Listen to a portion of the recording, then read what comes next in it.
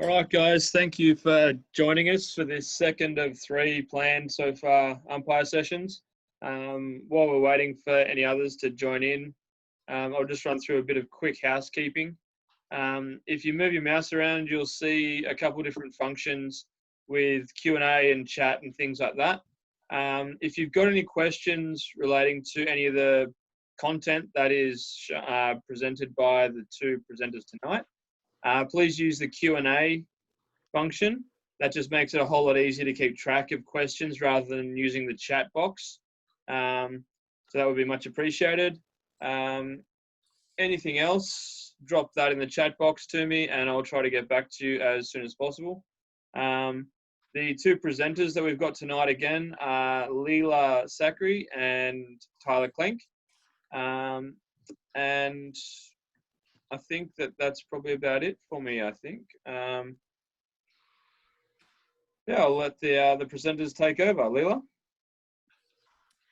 Hi, everyone. Welcome. We're excited to be talking about the communication aspect, which I know for some of you that were here last time, we talked about management. So communication is just another component of management, but it's really, I think, important to understand the verbal versus non-verbal. So what we've got tonight are quite a few clips. Tyler and I are going to go through and kind of give you our points of view and maybe some tips of things you can maybe do better, and some ways to maybe embed it into your umpiring, especially in the league. But we'll definitely allow some opportunity at the end for any questions that you might have going forward. So yeah, hope you enjoy. So basically what we're just talking about is the effective use of communication, because communication is really great, but there's lots of different ways to do it and ways for it to be ineffective. So understanding what actually constitutes effective umpiring communication and how effective communication can aid in player and game management. It's kind of what I said before. So just a bit of a first clip to look at communication.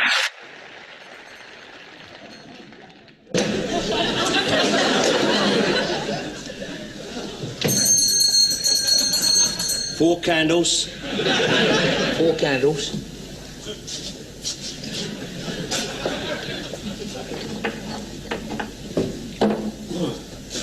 There you are. 4 candles. No, 4 candles. Well, there you are, 4 candles. No, 4 candles. Handles for forks.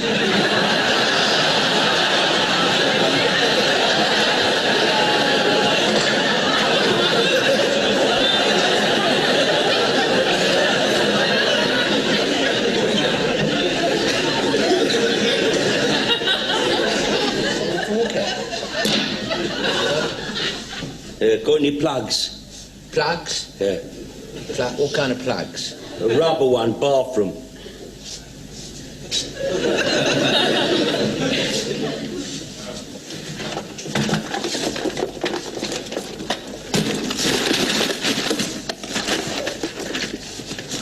What size? 13 amp.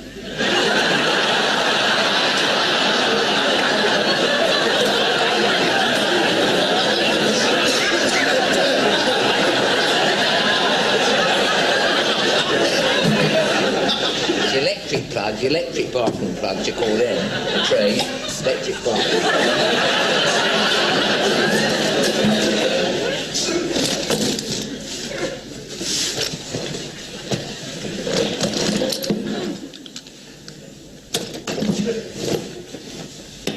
What?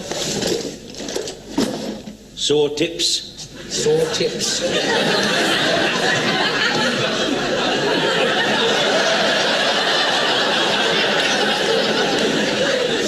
What do you want, ointment or something like that? No, saw tips, but covering the saws. Tips. No, we haven't got any. Coming in, but we haven't got any. Got any O's? O's? O's.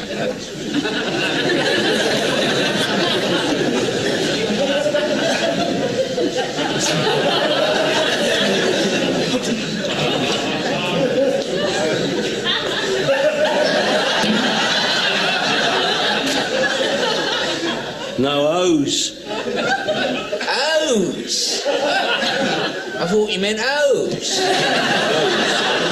O's. You say O's. You say that.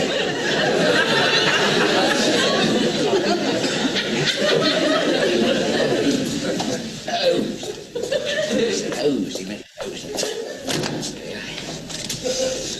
No, O's. O's? Oh, you mean pantyhose? Pantyhose? No, O's. O's for the gate. Mon repose. O's. Letter O's. Letter O's.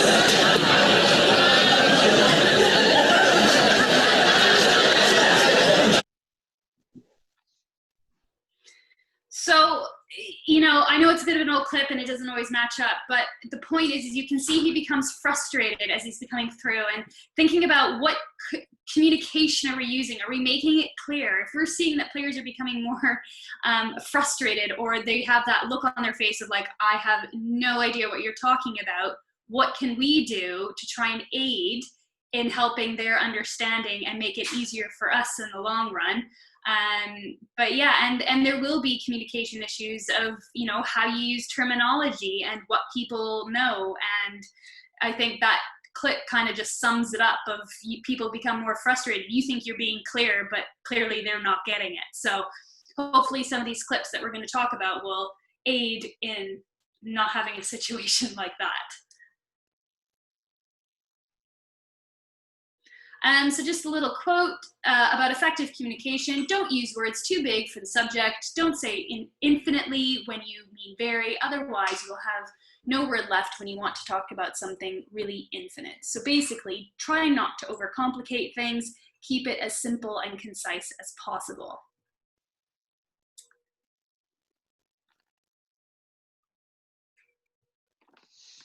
Effective communication.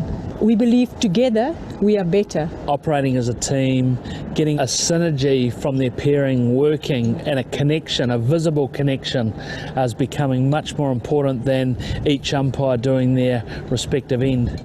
We want to establish a relationship or even a partnership between team management, players and umpires. Come on, it wasn't For the tackle, right there. It wasn't even a tackle. Come on, you know. Be careful. Nathan, when you can, number 8. Awesome. For those of you that haven't seen that full clip, that's just a little excerpt from, I don't know if it was pre-Rio or post-Rio. I think it was before Rio, 2016 Olympics. And that was just a clip taken from their umpire briefing. I think it touches on a couple good points. As umpires, we need to work together, not only as colleagues, but also work together with the players. I think sometimes, and I see it as umpires kind of start to make their way up into more competitive games, and you can get yourself into hot water when you go to the field thinking you're going to be out there constantly being challenged by the players, versus going with the mindset that you need to use those players as a tool to build that rapport and have a successful match. And so they talk there about working together to build a bond between the technical side of things, the coaches, the tech table people, and then as well the umpires together as colleagues, but also with the players. And so understanding that it is important to try and build that bond. And I know you've only got an hour and a half to build that bond, but using your communication tools to effectively work together with your partner as well as the players to have some success through the matches. And that doesn't mean you're going to go out to the field and be best friends and buddy with everyone. But when you have an opportunity to use your communication tools to help you build a bond, it might help you when you get into some hot water later in the game. So understanding the importance of coming out as a team and working together with your colleague as well as the players to kind of set yourself up for success as the match progresses and as things get a little bit more competitive and heated towards the end of the match. For anyone that actually wants to see the full clip, I think it's about 16 minutes. I'm sure you can find it on YouTube, the 2016 umpire briefing. It's a good clip just for hockey people to watch. All right, you can play this one, Ben.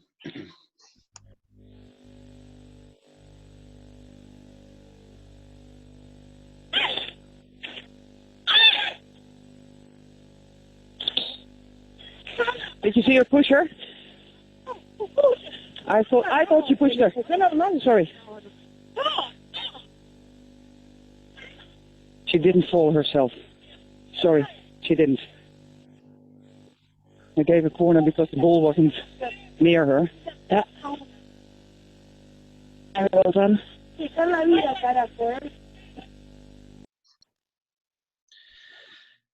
Okay, so a couple things to take away from this clip, in my opinion, and maybe we'll start with the positives first. She is very clear in her communication. As the players come, she says she pushed her. She kind of makes light of the fact that she didn't just fall on her own, as they claim, and sometimes using a little bit of cynicism or humor can go a long way. I know she kind of does it in a bit of a sassy way, I guess you could say, but very clear. She's in what she's saying. She isn't using. You have I think it's China and Argentina, so Spanish and some Chinese and obviously Mandarin or Cantonese. I don't know, but two countries that are predominantly not English speaking. So keeping it very simple when we communicate with players. I would be careful. The first thing she does is, "Did you see?" And she's talking to her partner through the radios, but players on the field can hear when you say that. And I know we don't use radios too often in our lower mainland leagues, but as soon as you come in with "Did you see?" when you're asking your partner, and then you come in and "I thought" or "I think," be careful with those phrases. It's okay to say to the players, "I think this is what happened," but if you're constantly saying I think, I thought, or constantly asking your partner for reassurance, it can kind of kill your credibility. So thinking about how you choose your words so that when you need credibility for a big decision later on, you still have it, and trying to not kill yourself with I think, or "I thought I saw." Those phrases can get you in trouble if you use them too much. In this case, it works out. She gives the yellow card, is very clear, very concise, very holds the card up high, lets everyone know she's in charge and she's the boss, and kind of makes light of the situation at the end, and works out very good for her. On we go, Ben. All right, an old clip for Canada here. Right.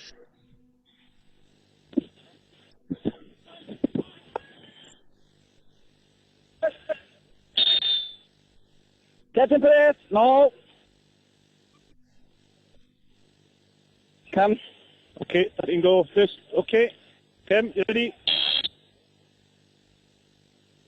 Okay, I understand. Yes.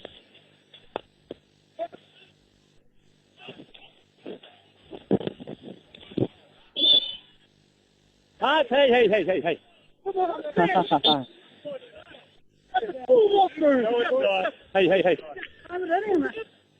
Thanks. So, there you go. Can you call? If you're ready to go, we'll go, but if not, we'll wait. Chet, when you call maybe green? Green. You think? 24. Oh, yeah. I know, but I think... No. But Taki, I think sometimes you're hitting the side because you turn sideways. I'm not blaming you. I'm just saying that's where you get hit. Just play. Hey. All right, a clip that doesn't shine too brightly on Canada, unfortunately. Two quick green cards. So in this clip, and again, sorry for the poor quality. It's an older clip from, I think, the 2010 World Cup, but a good clip showing both umpires communicating well. One umpire that Lila and I have both had a chance to work with a very strong accent, and then a predominantly non-English speaking umpire, but you can tell through the radios, very clear. Anytime you communicate with your partner through the radios, when you do get a chance to work with radios, keeping it as simple and as clear as you can. Nothing worse on the radios than working with a chatty umpire or a chatty colleague. It drives umpires crazy, and I've actually unplugged my radio before on umpires. I hate to admit, but I hope she's not on this call. She might be. But keeping it very clear, keeping it very simple, keeping it very concise, so that when the radio crackles or kind of cracks out, you can understand what's being said. Understanding as soon as time is stopped, the umpire comes way inside the field and is trying to diffuse the situation. Obviously, the Dutch aren't too happy. with the second physical contact that kind of came through, and we were having a discussion before we joined, probably a yellow card versus a green card, but that's a whole other discussion for another day. But comes way into the field, very lighthearted, but is trying to kind of talk to the Dutch and explain to them what he saw and why it's this and not that, and understanding that your body language and your voice can really help to de-escalate a situation. And if you talk in circles and say things you shouldn't, it can also escalate situations. So understanding when to step in and use your voice to kind of smooth the situation out, and when to pull back and kind of step back and just let the players go. And I think because time is stopped here, when they give the green card, he has an opportunity to kind of step in a little bit closer to the players and explain, here's what I saw, here's what's going on. You can say, here he says, well, you kind of turned your body. I'm not blaming it on you, he says, but that's what happened, and that's just the nature of it. So understanding when to kind of step in and when to pull back, but also when you're working with your colleagues, to just keep it super simple and keep it simple and make it easy on yourselves. On we go, Ben? No worries, I'm there for you, that's right. He's taking it with his body, Stop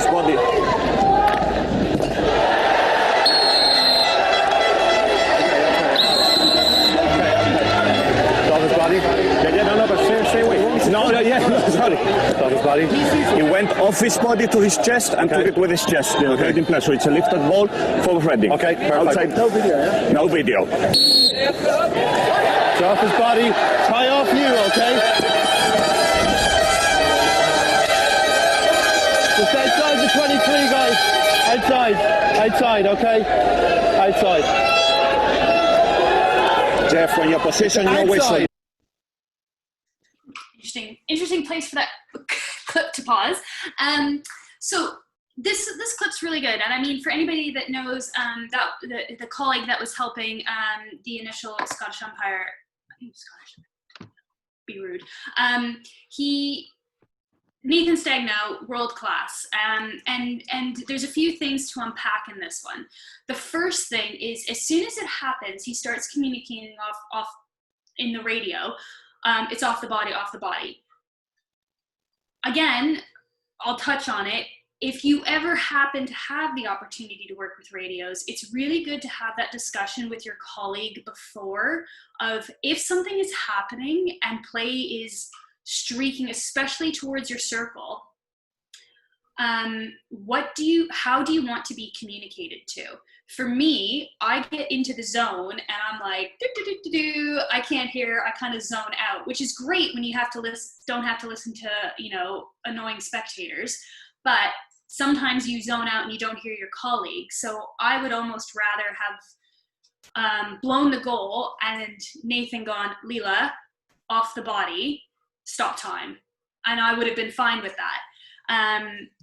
So I think for me, that could have been a little bit differently, but they could have had a different pre-game chat. So that's not for me to dictate, but you need to discuss with your colleague if that happens. And if you don't have radios and you've seen something like a big decision like that, how are you going to handle it? That's why the pre-game chat that we talked about in our last webinar is so important, because you have to establish those lines of communication to say, okay, we don't have radios.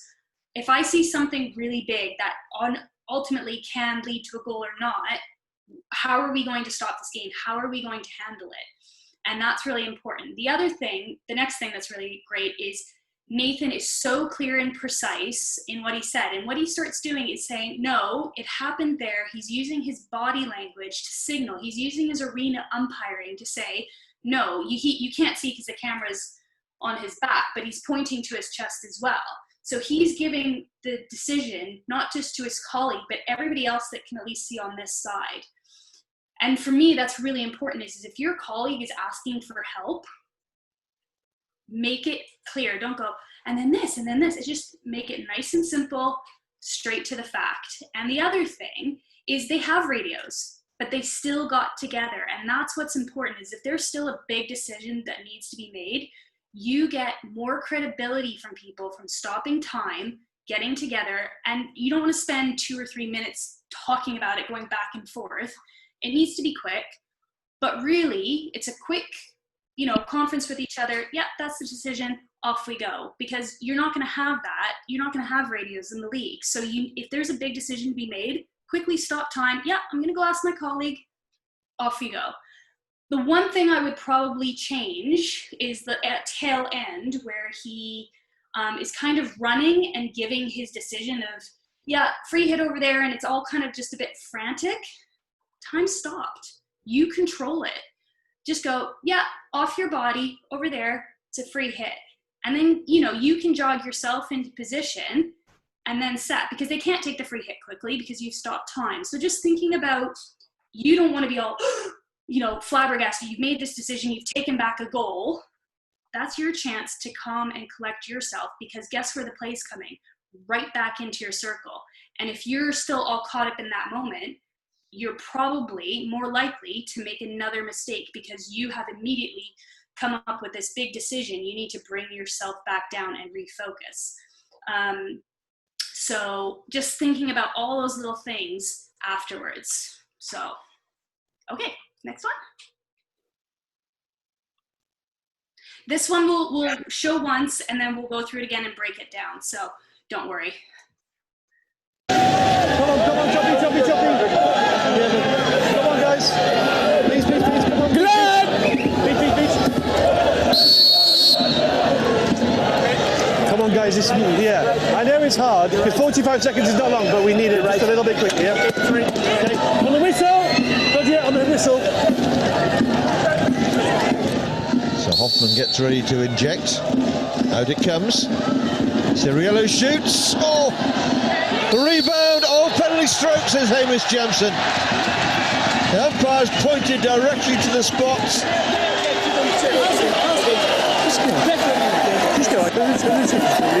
Just one sec. Takes it on his chest, so it's a rear ward. Okay, I'd give him a straight. My opinion, the Ton took it on the stick. You say Ton took it on the chest. Okay, well, this is one for the video umpire to sort out for us, Andrew Kennedy. Okay, Andrew. Let's listen to the question. How I read it was that the high ball from the goalkeeper put Ton de Nooijer on the stick, and then I gave a penalty shout for the foot on the line. The Belgians say that Ton took the ball on the body rather than on the stick. Okay, I'll have a look at that for you, Hamish. I'm looking for the Dutch body in the D. So here's the initial save from the goalkeeper. Yeah, it's hit Ton de Nooijer pretty much straight in the middle of the chest. I have a decision for you. It should be a penalty corner. It hit Ton de Nooijer in the chest, but the ball was dangerous off the keeper.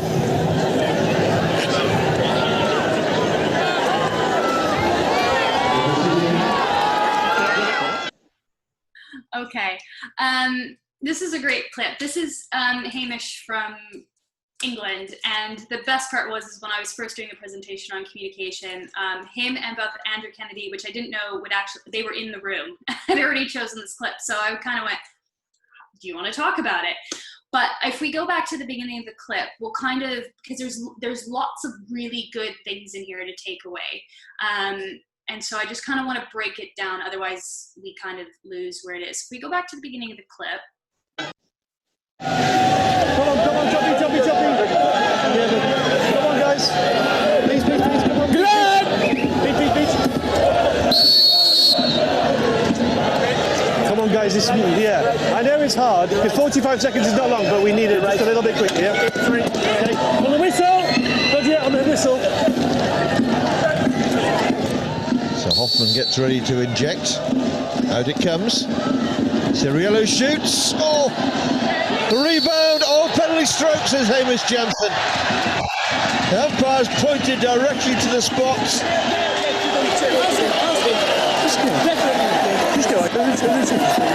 Just one sec. Takes it on his chest, so it's a rear ward. Okay, I'd give him a straight. My opinion, the Ton took it on the stick. You say Ton took it on the chest. Okay, well, this is one for the video umpire to sort out for us, Andrew Kennedy. Okay, Andrew. Let's listen to the question. How I read it was that the high ball from the goalkeeper put Ton de Nooijer on the stick, and then I gave a penalty shout for the foot on the line. The Belgians say that Ton took the ball. Right, so we're going to go back to the beginning. We're going to, I think there was a bit of a technical issue. So we're going to stop it right when he's about to, when it goes to the his own camera. So if we'll play it again. Come on, choppy. Yeah. Come on, guys. Please, come on. Beach. Come on, guys. Yeah. I know it's hard, because 45 seconds is not long, but we need it just a little bit quicker, yeah? Okay. On the whistle. Not yet, on the whistle. Perfect. So the first little bit is we all know that there's about this rough 45 seconds. And in league, we don't have the luxury of a timer and an actual countdown clock. So it's about being within reason. But what's really good is he's going, come on, guys. And it's really not like, hurry up. Like, he's not screaming at them. Like, he's trying to be encouraging. He's trying to say, I'm trying to support you. And that's where tone is really important, because you could be saying the nicest thing, but if you are screaming it at somebody, all they're going to hear is the tone of your voice, not what you're actually saying. So you need to think about how you're using the tone and the pitch of your voice to communicate those things. And what he does is he actually stops time and he goes, I know it's hard. You know, it's not. You're farting about, but I'm playing a little bit of a, devil's advocate of, and as the higher levels go up, they have a lot of gear to put on, but I know it's difficult. And he goes, yeah, sorry, totally get it. And if they're doing that for the first time, fair enough. If they continue to do it, that's when your tone, you could say, I've told you, you need to sort this out, or we know it's going to happen. You're going to have to go off. It's going to be a card.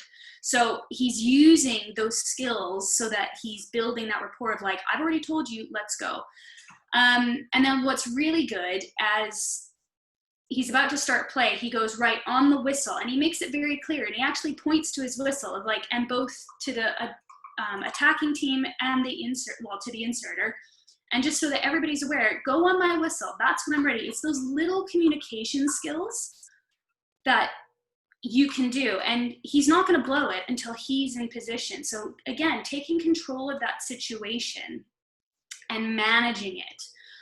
We'll just go from there again. So Hoffman gets ready to inject. Out it comes. Ciriello shoots. Oh! The rebound. Oh, penalty stroke, says Hamish Jamson. Come on, choppy. Yeah, come on, guys. Please, come on. Beach. The umpire's pointed directly to the spots. First of all, as he knows something's happened, he's got his arm up, he's got the arena umpiring, he's playing advantage.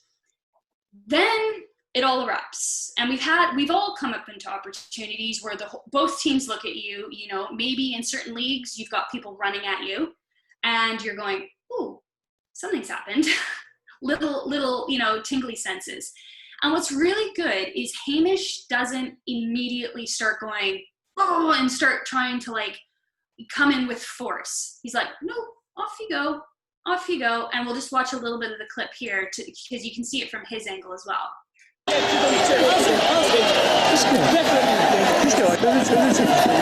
Just one sec. So what's really good is Hamish is already pointing to the captain, yes. And what you could see in the other pause is the captain's already trying to hold them back. So he's already establishing that really good line of communication of, yeah, I'll speak to you. And that's a clue to the captain of we're going to get this sorted, but you guys need to get out of here. Otherwise, this is going to be a really messy situation. This is how it leads to cards. But if you're not clear in the fact that you don't want somebody there with, no, go away, it's going to lead to a messy conversation. So we're just going to listen to the conversation now that they have. So it's a reward. Okay, I'd give him a straight on the line. My opinion, the Sun took it on the stick. You say Sun took it on the chest. Okay, well, this is one for the video umpire to sort out for us, Andrew Kennedy. Okay, Andrew. Let's listen to the question. How I read it was that the high ball from the goalkeeper put Tundenoya on the stick, and then I gave a penalty soak for the foot on the line. The Belgians say that Tun took the ball on the body rather than on the stick. Okay, I'll have a look at that for you, Hamish. So two lines of communication there. Hamish, the captain asks the question. Hamish goes, yeah, okay, I'll send it up. This is what I thought happened. Fair enough. Happy to send it up. And I think that's really good is, you know, you allowing to give your point of view. Yeah, I thought this happened. Fair enough. It may not have been right. And when he explains it to the video umpire, it's clear and concise so that his colleague actually knows what he's asking. Because I think we've all at times had something where somebody comes up to you and you're going, I literally don't know what are you making a statement? Are you asking me? I don't know what you're wanting me to give back to you. So you need to phrase it in a way that is really clear of like, I think this happened. This is what they say. What did you see? And then that allows them to help process, okay, and come back at you with something nice and clear. Sometimes they'll come back with, I don't know. And you go, okay, well, I have to go with what I saw. It's unfortunate. It happens. But what's also really good in that clip is he can see Christian Blasch here from Germany. He also comes in and he can see the other players kind of huddling around. And he goes, no, I'm going to support my colleague here in making this decision. And sometimes you need to do that. We've had that where I've had to go in and, you know, literally grab somebody by the scruff of the collar. I wouldn't recommend that. But push people away and say, no, we're going to have a discussion. I don't need you hovering over me. Go away and let us sort this out. We'll just finish this off. This clip. So I'm looking for the Dutch body in the D. So here's the initial save from the goalkeeper. Yeah, it's hit Denier pretty much straight in the middle of the chest. I have a decision for you. It should be a penalty corner. It hit Denier in the chest, but the ball was dangerous off the keeper.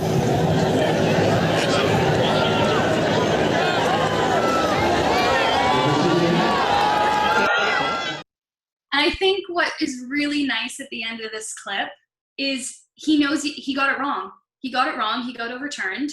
But he's got this little smirk on his face of like, yeah, I did wrong.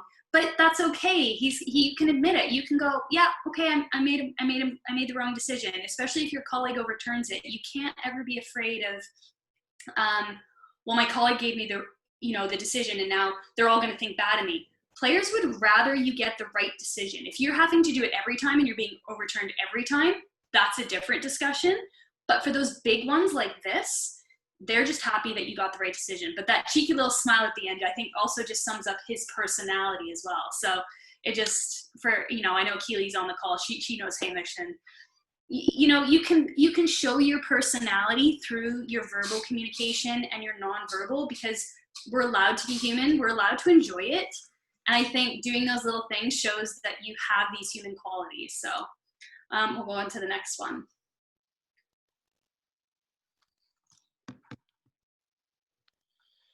Running well here. Oh, little flicker from Thomas Briel. Hit just outside. And there's going to be a card here. Shut up. Shut up. You want to shout at me, you go off. All right? Oh, John Wright's made it very clear to Matthias Müller. It's outside. Yeah, he's just laying. All right. Yeah, an interesting clip. One that made its rounds in hockey circles when this first happened. I guess we can just start out with the very obvious. Probably not the greatest way to handle a situation in terms of word choice. I wouldn't recommend walking into the circle, pointing and waving and telling players to shut up. Fortunately for this clip, he has done, I think, 2 World Cup finals and 1, if not 2, Olympic finals. So he's got not a reputation. He's got he's got a reputation as one of the best umpires in the world, if not the best. But he's got a long history of being one of the best umpires and can kind of get away with it. But I think a couple things to take away from this clip. There is times where you have to put your foot down and you have to be the bad guy. And you can see he's got his cards in his hand, and that's kind of an old umpiring trick where you take your cards out and you put them in your hand and you show the players, like, look, if you don't stop, and in this case, if you don't shut up, and he says it right to him, I'm going to send you off. Probably not the word choice I would choose, especially being 5'7" and smaller than everyone on the field. I definitely probably wouldn't choose that. But understanding there is times where you kind of just have to put your foot down and say enough is enough. And this was quite a heated game to begin with. But thinking about what you say and how you say it goes a long way. And sometimes you'd have to be the bearer of bad news, and sometimes you have to be smart about what you say. But this is an interesting one, and we'll play the next clip. This next clip literally happens moments later. Same game, same umpire, but just to kind of give you some idea of what portion of the game is. Running well here.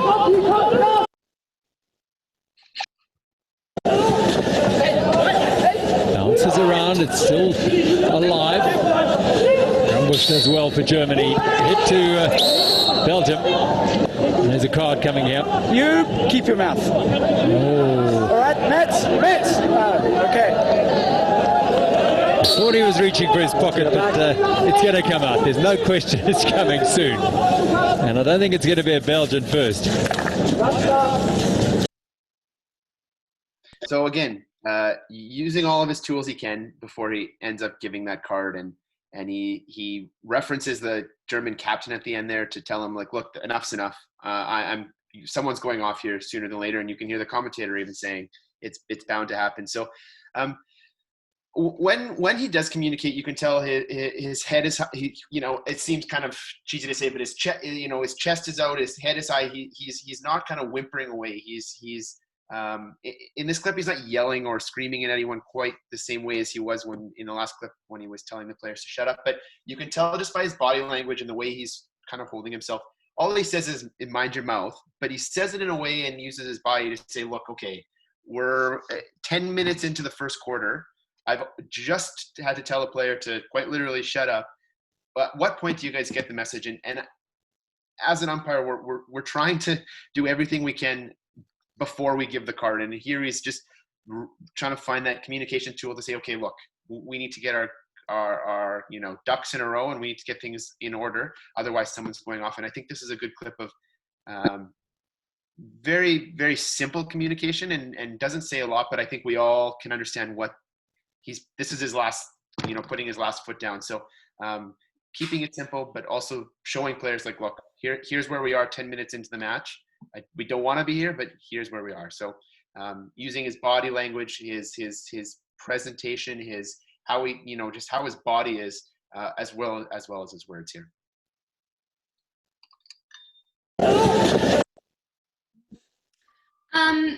So just looking at body language is just as important here, and you can see this quote that before you even had language and speech, we had body language, and 80% of what you do is communicated through your body language. So if you have kids and they're having a straw, they're not saying anything, but you can very clearly see that they're frustrated. It's human nature.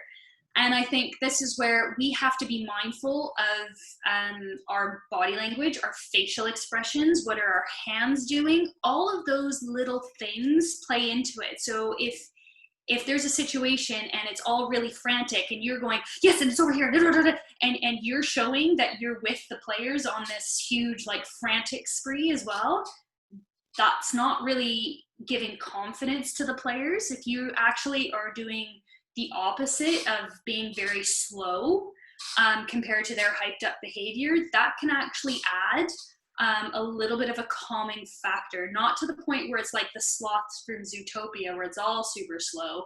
It's, just to counteract and say, no, we've got this. So we'll look at the first one.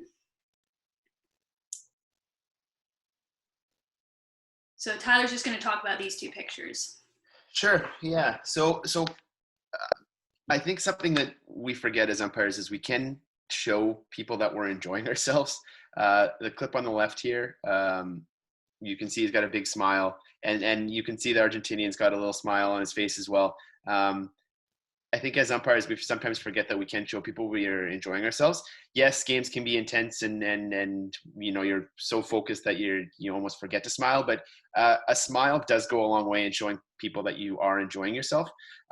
Even in the clip on the right here, it looks like she's stepping in to have a word with someone, but she's doing it in such a way that even if she does have to kind of say, hey, look, stop it or else, just the way that she's kind of conducting herself and her body language, it just shows like, look, come on, let's get it together. Here's what I want to say. On we go. And so just from these two clips, you can almost hear what they're saying without having any idea of what they are saying, just by the way that their body is. And so understanding that quick 2-second glimpse that the players look over and see you and how you're conducting yourself, it does go a long way. So yeah, just keep that in mind, that we don't always have to be kind of stone-faced and kind of the old, that was how umpiring was a long, long time ago, where you could never show any emotion. Well, now we can, and we can show people that we are humans. I wanted to tell this story. So when I first ended up getting this photo, I could remember crystal clear what the situation was. And for a little bit of a context, this was my first year doing playoffs in England hockey. And it was one of those games where one team had to win in order to move up to the Premier Division. The other team had to win not to be out of the Premier Division. So going into the game, I knew this was going to be heated, that, players were going to do whatever they had to do to win. I think by this point in the game, we had about 3 green cards and 4 yellows. And something had happened. I think I'd given a card probably, most likely. And what I realized was time was out. And this player in particular, she was the one that had been fouled. And she was huffing and she was puffing. And she was just so frustrated. And she was like, let me take the free hit, and just unreasonable at that point. And I'm going, she's going to be a problem if I don't calm her down. So all I did was stop time. And one of those things that we talk about with management, sometimes just stopping the game takes the heat out of it. It doesn't always need to be a card. And I'm like, I just want to calm this game down. So all I did was I stopped time and I said, just take a breath. She's like, I'm fine. I'm like, no, just. And this is where you catch the moment. And I'm speaking with her. I'm not aggressive in my body language. I'm actually standing right next to her. I'm having a private word. Nobody else on the pitch knows what I'm saying. I'm not making a big grandeur of it, going, you can't be doing that. And all I'm saying is you just need to calm down, because right now it's not going to help your team. And sometimes we think we're delivering a message to the players and they go, they've got it. And then they go and do something stupid right away. And you're like, we just had that chat. What are you doing? And for me, as soon as she put her hand up and I could see her shoulders relax and she went, yeah, okay, thank you. She immediately came down. And for me, I love this photo because it just, for me, it summarizes a different skill that I had been trying to work on, of not being overtly officious and, trying to make a point of one in particular player. There's a time and a place for that. But when there is so much on the line and they are so desperate to win, you need to be reading and feeling the temperature of the game and say, what can I do to help de-escalate this? Because cards aren't working. And you know what? For the last probably 8-9 minutes of the game, she was absolutely fantastic. Whenever I gave a decision, she was like, yep, thank you. Or she'd look at me and go, okay, and then just run off. So it's about building those, like what Tyler said earlier, building those rapports with those players. And in a way, for a lot of us in the league, it's easier because you see those players each week and it's quicker for you to do it. I never umpired this team before. So it's harder going in when you don't know a team. So you have to figure out those key players of like, who can I get on my side? Not manipulate, but who can I get to have those little conversations with? And I think it's all about reading how you need to speak to players. And it's like, you see the previous clips, Peter Wright can say those to certain players. There are certain players I know I can joke with and they get it. And there's some players I'm like, I'm not saying anything. So it's about reading the players, reading how they react and really understanding them. And that's what's critical. Tyler mentioned about, having the cards out. Sometimes it's those little body languages where you don't need to say anything. The players get it. I had it where It was Korea-Ireland, and Ireland went down, tied the game 3-3 when I was in Hawke's Bay, and the Korean player started running at me from about 30 meters away. And I just start walking towards her, and I just start putting my hand in my pocket going, yeah. And she looked at me and went, yeah, thank you, and just ran straight back from where, back up the field. And it's those little things of like, simple communication. I'm going to reach for my pocket because you can't be running towards me from that far away to challenge me on a decision. And it's those little things that, how can we slow our body movements down to help de-escalate a situation? And that's really important because they feed off of that. If I see an umpire who's being challenged running away, a lot of the players will go, fresh meat.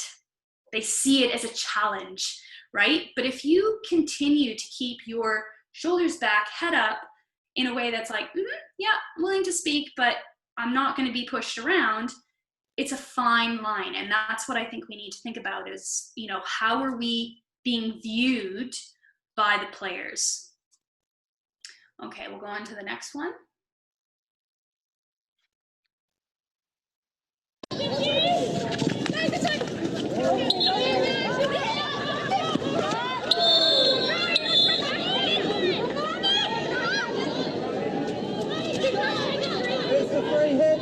Jane Claxton with the green card now. Right. So that is Ayana from Trinidad.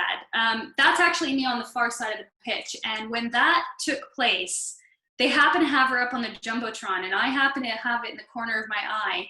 And I was really trying hard not to laugh because Ayana has this personality, and it's very, I just love it. And it's just like, not in my house. I'm not taking it. And I don't even know how eyes do that. It was so amazing. And, thinking about it, she can get away with it because at this level, the players know what they're doing. And the players know her and they respect her. They may not always like the decision, but they respect her. And she's like, no, I'm not having it. You know exactly what you've done. And her facial expression says it all of like, come on, please really get on with it. I would be mindful of doing this necessarily in the league, especially if you do it all the time. You can come across as being like arrogant, and you don't want that. You need to be mindful of who are you as an umpire. If they know you as somebody that's a bit sassy and you do that every once in a while, you can get away with it. If you're doing it all the time, you're not really developing that rapport with the players. So just keep that in mind of stay true to yourself, absolutely. Because I say things and players are like, what? And I'm like, I don't know, just go with it. And they're like, okay. But you can't be doing it all the time. And here's a very clear situation where I'm just like, you know what, I've had enough, get off the pitch. You know what you're doing. So just thinking about your facial expressions, because I've had it where, I knew the young umpire I was working with, and she came up to me and she goes, Leila, what do I need to work on? And I was like, we need to fix your face. And she's like, what? But I knew I could say it to her, and I said, you always seem so angry. Why are you angry? You've just given a 16-meter hit. What's the issue? And it was about having her relax, and just, you need to have those different opportunities of when are you going to have a stern look versus a I don't know look versus a just completely neutral look. You need to think about those different communications, just like you communicate a long whistle with a short whistle. Those are all the little different things that you're using in your toolbox to communicate. You may not know you're doing it, but players pick up on that. The spectators pick up on that.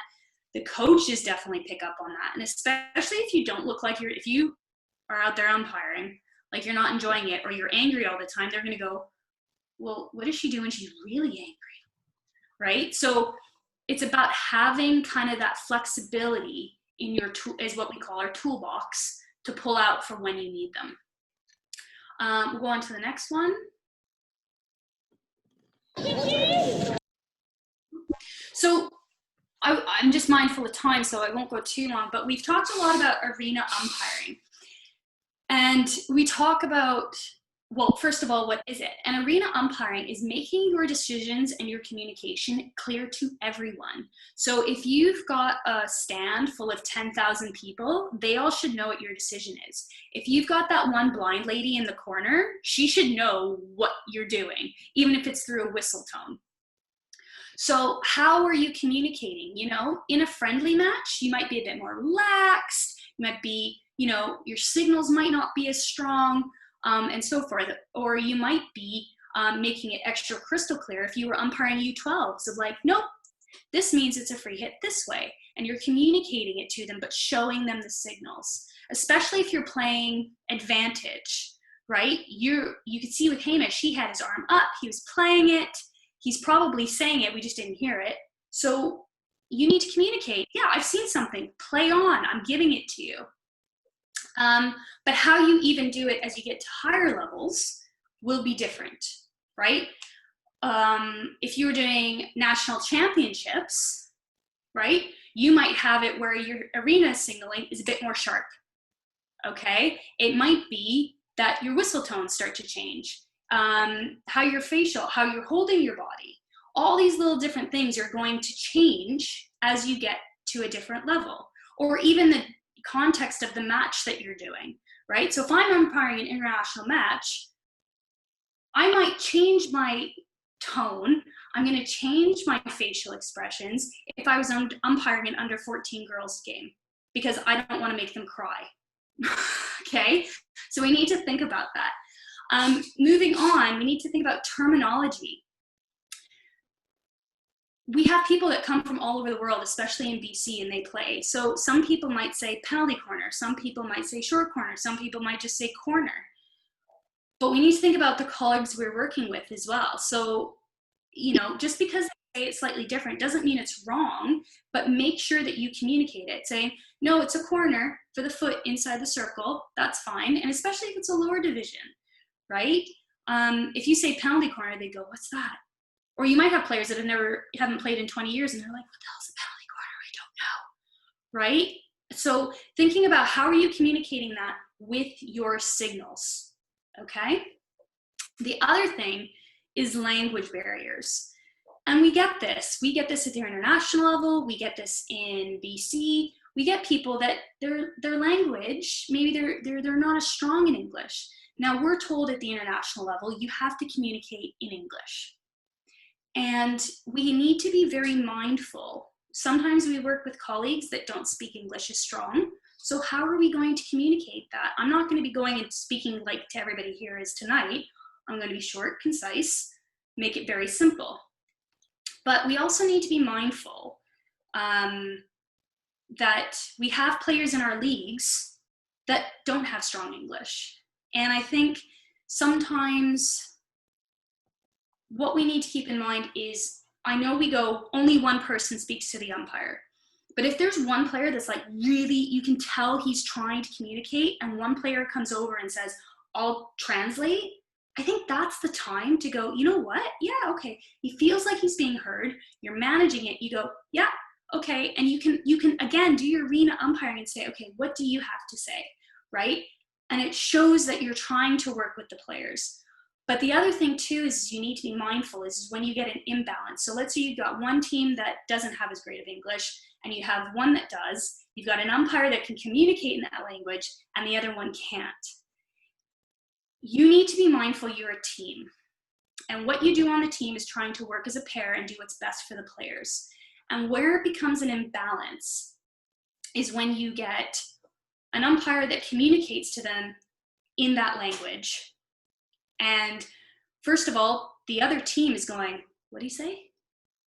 And me as a colleague, I'd be going, what did you say? And I've actually had to say that. I've had a time where Spanish-speaking umpire, Spanish-speaking team, and I've literally said, can you tell me what you've just said? Because if we're trying to keep a balance here and work as a team and send a consistent message, I don't know what you've just said. For all I know, you could have just said, well, she's crap. I don't know what she's doing. So you need to be mindful that even though they may want to communicate to you in that language, you need to be communicating it so that everybody on the field can understand it. And I think that's only fair to the players. So if you have a player that needs to have a translation, we need to be working in something that's common. But we've also had it where you've got 2 Spanish teams, 2 Spanish umpires. There's no reason you can't speak Spanish. That's fine, right? But you just need to be aware of how are you communicating so that it's fair for everybody on the field. Tyler, did you want to add anything? No. The only thing I'll add is, and we've kind of talked about it a few times tonight, and it's, I don't know if Alan's the one that started saying it, but Alan Waterman, who I think most of us should know or will come across for some of the younger umpires on this call as I look at the list of people, is just something he kind of instilled in a lot of umpires, kind of Leela and I's age as we were coming up, was and a good clip of Hamish when he's dealing with that video referral, as the temperature of the game does this and goes up, you kind of need to go the opposite direction. And that doesn't mean that at some point you don't have to put your foot down and say, you know, lay down the law, but as things kind of go up with your tone and your body language and the way you conduct yourself, it kind of needs to go the opposite direction.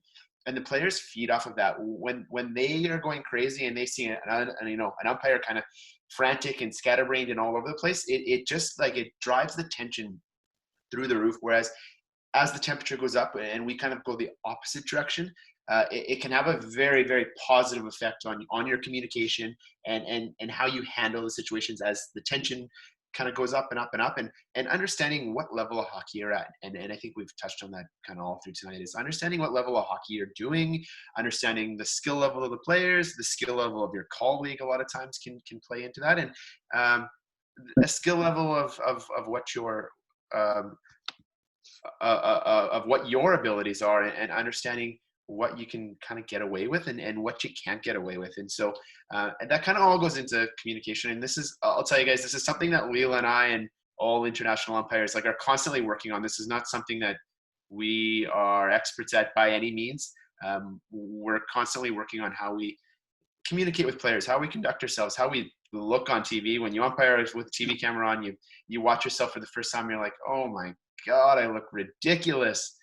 And so it's a work in progress, and it keeps going and going and going. So yeah, I think that's all I can add to this. You kind of covered everything there. No, I think that's great. And I think that's a really great point that Tyler brings up, of if you can get somebody out there just to videotape you, it doesn't need to be for a whole game, maybe 20 minutes of it, that you can actually see yourself. And it is one of those moments you kind of slink into your chair and you're like, oh my God, is that really how I sound? Is that really how I look? You're like, please turn it off. But it is so invaluable to say, did I really do that? Because our own perception of what happens is so different. So it could just be on an iPhone, it could be on whatever. It doesn't need to be this whole big production thing, but just get somebody out there if you can. Just, can you videotape me for 10 minutes and just track me with what I'm doing? How am I even walking up the pitch? Am I slumping? Am I just kind of, plodding along?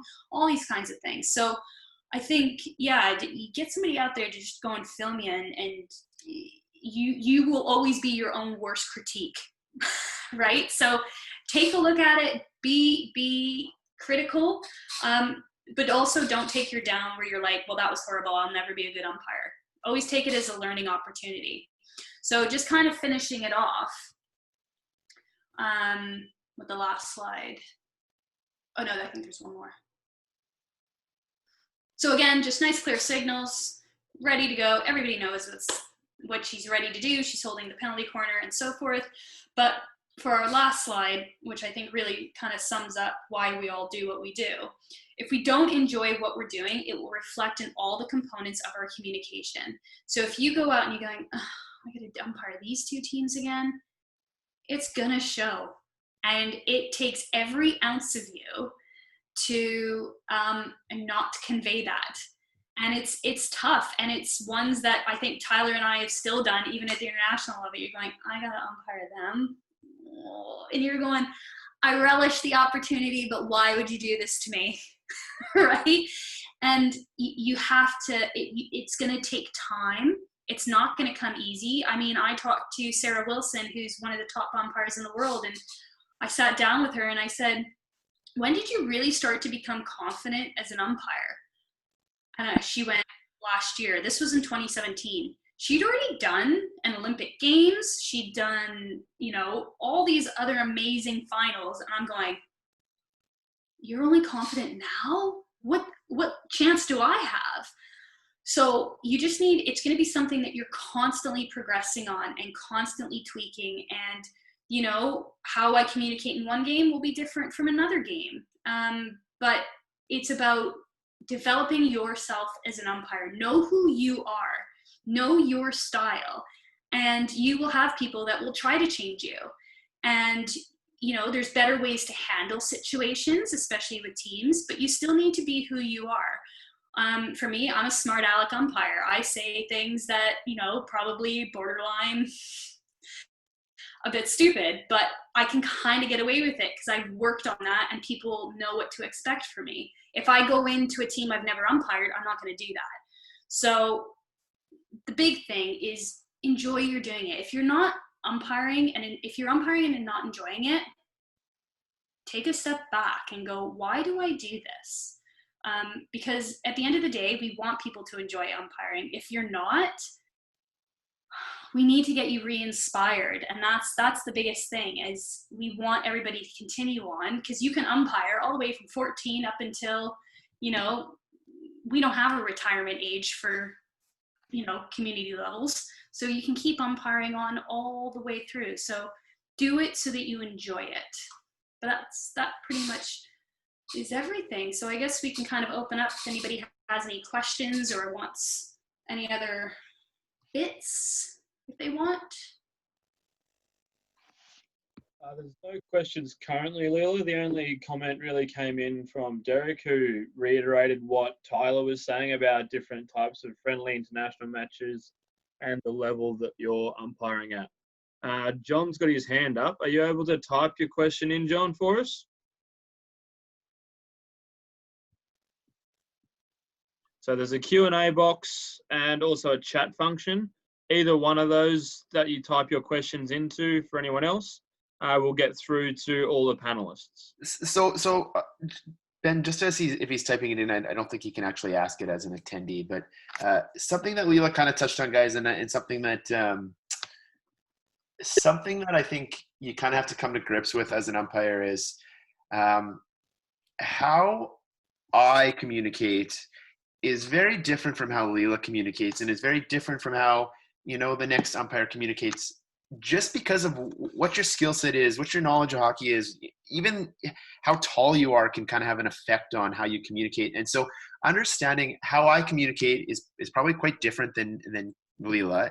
I know it's quite different than Leela, and it's going to be quite different than the next umpire. But you kind of have to just almost experiment with how you kind of hold yourself on the pitch and how you communicate, and try different things. And the best advice I can give to anyone kind of wondering what kind of communication they can experiment with is just go to a field and then watch a game, but watch it from watching the umpires, and you'll say, oh, that was really good, or that was horribly bad. And you can pick up usually quicker what the bad things are to do to stay away from. But just seeing how different umpires kind of conduct themselves, how their body language is, how they communicate, how much they communicate or how little they communicate, and just experiment with all those little things and go from there.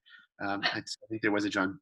Yeah, that's what I was gonna say after you segued into it perfectly. Of go out and watch the umpires, and you can watch these clips, and you can watch the Nathan Stagnos and the Hamishes and the Sarah Wilsons of the world. But at the end of the day, I've had it where junior umpires go, I'm going to umpire like so-and-so. And you look at them and you go, you can't, because you're not them. You have to figure out what works for you. So you can take a little piece from each umpire. You go, oh, I like that. I'm going to take that. Yeah, oh, I'm going to take that and try that, and then try that. And that's how you formulate yourself as an umpire. So don't just try to go out and replicate. So if you were to go out and watch Tyler or I, don't go, I'm going to umpire like that. Because it may not work for you. Don't umpire like this. Don't do umpire it. Like that. No. But the point is you might take something from me that you go, oh, I quite like that, but I don't like when Leila did that. But I liked when Tyler did this. Versus, you have to trial what works for you. So that's a really great point, Tyler. But if we don't have any more questions or comments, We've got a few coming in from John. He's saying that it's important to use body language, eyes, hands, and voice, and to start early to avoid the escalation, and especially to use your partner, and finally to make sure that you build relationships and give positive comments as well as negative feedback.